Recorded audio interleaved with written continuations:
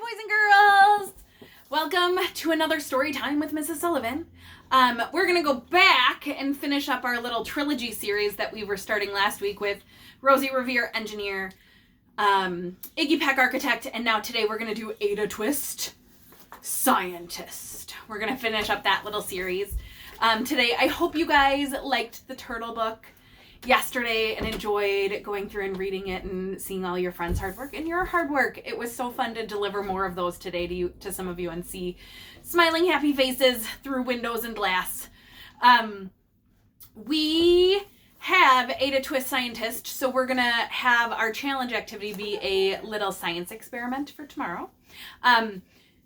We did not get to do our forces unit for science. So on the Google Classroom, I put some links to some really cool Mystery Science Forces lessons. Parents, if you have a chance, some of those are really fun. They do use some household objects to do some of the experiments, but hopefully it's nothing that you have to go purchase or anything like that. I don't want that to be the case. Nobody needs to be out and about. But if you do have those materials, it would be really fun for and keep the kids busy for a little while doing those activities. So today we're going to do something that has to do with force, but it's not on the Google Classroom because those you could access at any time. This is a different one. But here is Ada Twist, Scientist. You're going to see some familiar characters in this book as well. This is the one I don't know the most. I feel like this is our most recent one of the books. Ada Marie said not a word until the day she was 3. She bounced in her crib and looked all around, observing the world but not making a sound. She learned how to climb and make her big break. With a trail of chaos left in her wake, she ran through the day chasing each sound and sight and didn't slow down till she conked out at night. So she was taking in her whole world, busy, too busy to talk. Her parents were frazzled, but tried not to freak, as Ada grew bigger and still did not speak. Clearly young Ada, with lots in her head, would have something to say when it ought to be said. Look at them, they have blocks, they have books, all things that they want to try to get Ada to talk about and say, but instead she's too busy. That's just what happened when Ada turned 3. She tore through the house on a fact-finding spree. She climbed up the clock just as high as she could. Her parents yelled, "Stop!" as all good parents would. Ada's chin quivered, but she tried not to cry. She took a deep breath, and she simply asked, "Why?" After all that time waiting to talk, and then her first words are, "Why? Why do you want me off this clock? What's the big deal? Why does it tick? Why does it tuck? Why don't we call it a granddaughter clock? Why are there pointy things stuck to a rose? Why are there hairs up inside of your nose?" She started with why, and then what, how, and when. By bedtime, she came back to why once again. She drifted to sleep as her dazed parents smiled at the curious thoughts of a curious child who wanted to know what the world was about. They kissed her and whispered, "You'll figure it out." Look at all those W questions she's asking. Why? When? Who?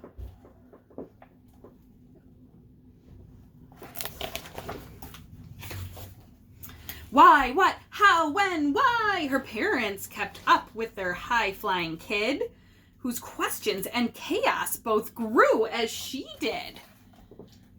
Oh my gosh, the questions, they just kept coming.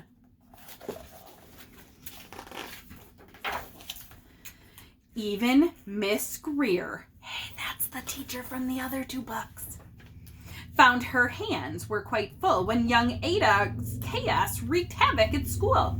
But this much was clear about Miss Ada Twist. She had all the traits of a great scientist. Oh my goodness, she's putting Mentos in soda bottles and making them explode colors all over the place. Look at Miss Greer's face. Oh my goodness. Ada was busy that first day of spring testing the sounds that make mockingbirds sing when a horrible stench whacked her whacked her right in the nose, a pungent aroma that curled up her toes. Zowie, said Ada, which got her to thinking, what is the source of that terrible stinking? How does a nose know there's something to smell? And does it stink if there's no nose to tell? She rattled off questions and tapped on her chin. She'd start at the start, where she ought to begin. A mystery, a riddle, a puzzle, a quest. This moment was what Ada loved best. Lots of questions, that Ada. Ada did research. Hey, we've done research. Ada did research to learn all she could of smelling and smells, both the stinky and good. One hypothesis, that means one idea or one guess she was thinking about, Ada thought could be true. The terrible stink came from Dad's cabbage stew. She tested and tested, but soon Ada knew it was time to come up with hypothesis 2. Oh, so it wasn't that. The stink was not Dad's cabbage stew, although I would think that would get a little stinky. Then zowie, the stink struck again. Just like that, hypothesis 2, it was caused by the cat. The cat couldn't make such a stink on its own. It needed perfume and some fancy cologne. So young Ada tested. The test was a flop. She did it again, but then her parents yelled, stop! Check out why they yelled stop. She's going to put her cat in the dryer. No! Yeah, that's a washing machine. Oh, the washing machine. Still, not safe.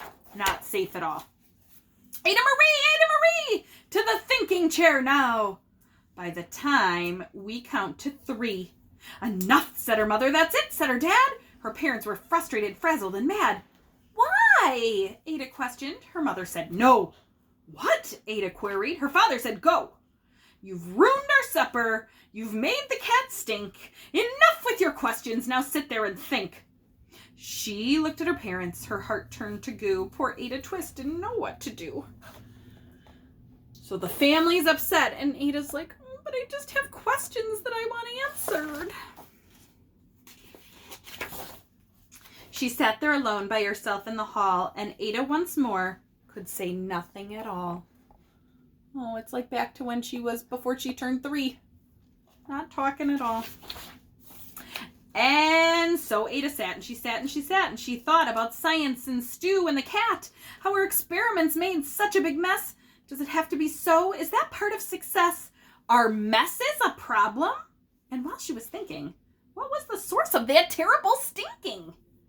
Ada Marie did what scientists do. She asked a small question, and then she asked 2. And each of those led her to 3 questions more, and some of those questions resulted in 4. As Ada got thinking, she really dug in. She scribbled her questions and tapped on her chin. She started at why and what, how, and when, and at the end of the hall, she reached why once again. So there she is, thinking of all these different possibilities. One question led to the next question, which led to the next question. Scientists are always asking questions, the what ifs. Her parents, oh my goodness, I didn't realize she is really writing these on the wall. Uh-oh, that's not going to go over well. Her parents calmed down as they came back to talk. They looked at the hallway and just had to gawk. No patch of bare paint could be seen on the wall. The thinking chair now was the great thinking hall. They watched their young daughter and sighed as they did. What would they do with this curious kid who wanted to know what the world was about? They smiled and whispered, ugh, we'll figure it out. Look at this hallway. What would your parents do? Be very mad at you. Preach, girl. Yep. At least get a notebook, Ada. Jeez. And that's what they did, because that's what you do when your kid has a passion and a heart that is true. They remade their world. Now they're all in the act of helping young Ada sort fiction from fact. She asked lots of questions. How could she resist? It's all in the heart of a young scientist. Oh gosh, the parents and the brother are doing research now too to help support Ada in all of her questions and all of her thoughts. And as for that smell, what can Ada Twist do but learn all she can with her friends in grade 2? Will they discover the stink that curls toes? Well, that is the question, and someday, who knows? Let's see if we can find some familiar faces in her class. So none there, but in the corner right there, I see Iggy Peck right in the crease. There he is. Yep, right there. There's Rosie Revere right next to Ada. They're all in grade 2 in Miss Lila Greer's classroom. And that's the end of our story.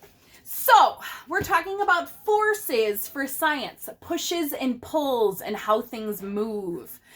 Some really cool lessons on mystery science. But I have a challenge for you to create a balloon rocket that moves on its own. Here's what you need. I'm hoping you have these things in your house. Straw. It could be a plastic straw. It could be one of those reusable straws. That's totally fine too. A straw, a piece of string, and a balloon. Tape. That's what you need.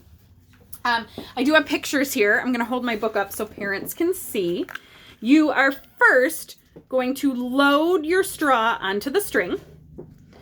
Tie your string one side to one chair, one side to the other chair, and make the string pretty tight with the straw in the middle able to move on the string.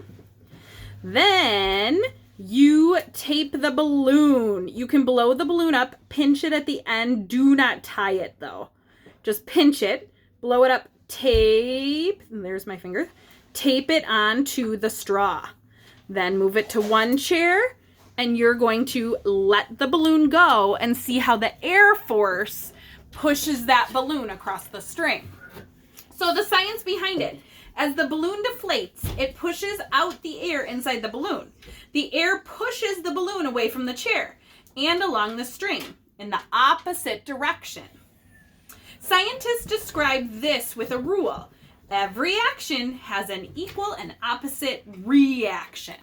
So you're going to watch how the air force pushes that balloon across the string.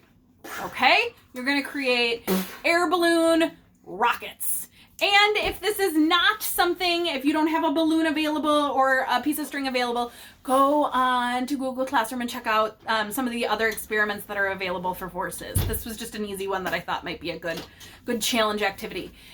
You could even bust out a science journal. You could do 2 balloons. Which one do you think will go farther? Which one do you think will go faster? You can measure how far they go. You can draw a picture and make some hypothesis of which balloon you think will move faster, which balloon you think might move slower, and why. You could take this in any direction possible, okay? Do some balloon force science experiments tomorrow. Drawing some pictures, keeping track in maybe a little science notebook. Make it happen. All right, I'll see you guys back tomorrow. Bye!